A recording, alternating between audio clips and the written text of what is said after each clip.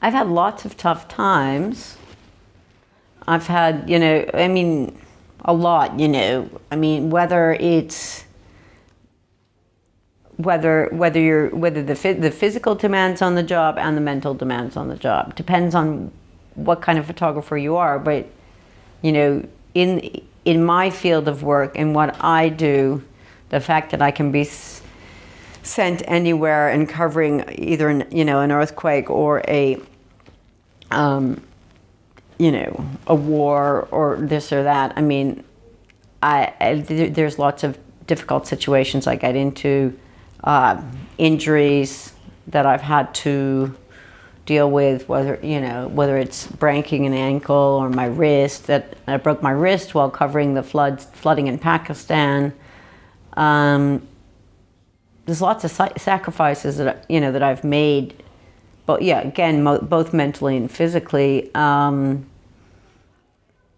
That probably goes back to resilience, how you recover from your injuries, both mentally and physically. Everybody does that differently, Could you give some examples?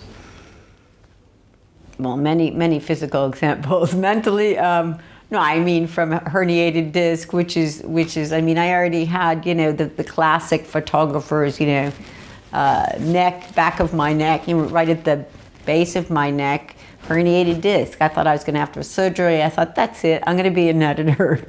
I'm going to be sitting at a desk. I'm going to be an editor. My whole left arm, was practically limp. I couldn't lift the camera. I had 6 weeks of physical therapy. I never needed an operation. I came back from that. The other injuries I had were nothing unusual, from breaking an ankle, covering a tsunami, breaking my wrist, covering floods. That stuff is more me being stupid, being klutzy, being, climbing up something I had no business climbing up because I wanted to get a different angle, tripping over something. Usually when I break something, it's not a dramatic story. It's just, why did I do that?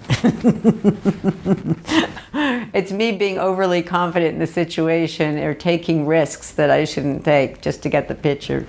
Mentally, it's how you deal with death, how you deal with, how you come back from the experience of dealing with death, seeing a lot of death, not just a few bodies, but hundreds and hundreds, like after the tsunami.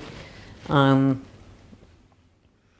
think for me early on, I think it was 1994, my trip to Rwanda was probably my first time seeing death on that scale. So I think that really shocked me so much that the years after, I seemed to be able to handle it a little bit better.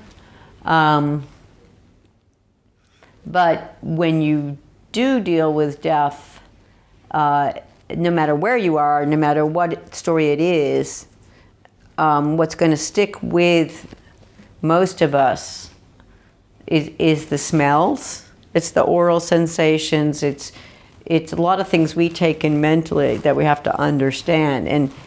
And if I was covering this tsunami and in Thailand and in Sri Lanka and it's that it wasn't just the smell of death. It could have been the smell of garbage, rotting garbage. It could have been this, but these things will come back.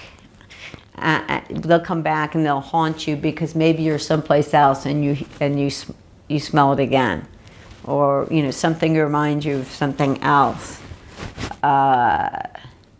These are all amazing things that stick in the back of our brain here. We may put them away, but then in this trauma workshop that we just had, I think there was some talk about how that, how people compress all of this and how we all kind of get past it and move on. Could you discuss that a little bit more?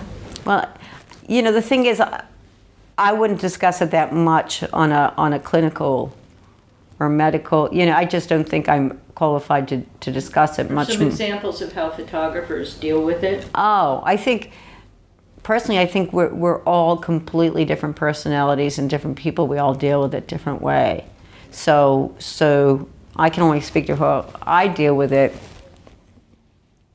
I think for me, I recognize when I've just been through a very, very difficult story, perhaps a very violent story, like shooting the red shirts violence here in Bangkok in 2010 and late May 2010, perhaps because I didn't expect it to go so violent and didn't expect to be dodging snipers' bullets and things like that, or seeing people shot in the head 10 feet away from me.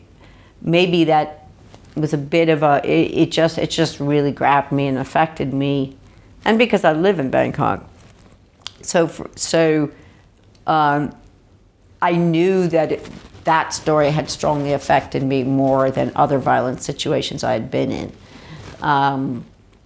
But for me to get past that, it's talking with a lot of friends. A lot of other people had the same exact feelings as me. A lot of people saw people killed way too close to them, right in front of them. And again, we had to, we had to all get past that. So a lot of talking amongst friends, a lot of, maybe staying away from a story about violence for a while, doing more happy, doing some stories that might involve happiness instead of death, and giving yourself a rest from it. And then, I don't think there is any easy answer, to be honest, but I'm just talking more about how I can get past it. I think I thought a lot about, I had read enough about,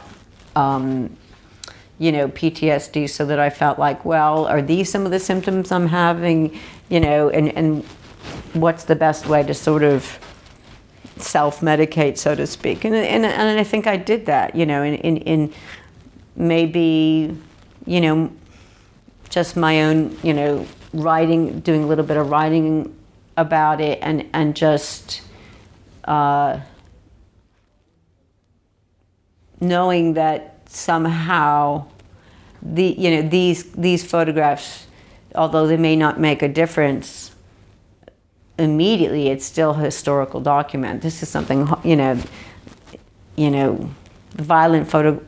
violence that we photograph is never going to be easy. It's never going to be really something you go into with just, oh well, I got, this is what I got to do because it gets my adrenaline up, and I think this is my calling in photography. It's not my calling in photography. It's just I feel that I can do it well, but I don't feel that it's always what I need or want to do, because I think it's extremely tiring and exhausting to photograph violence, to know that people are dying and most likely there'll be no accountability.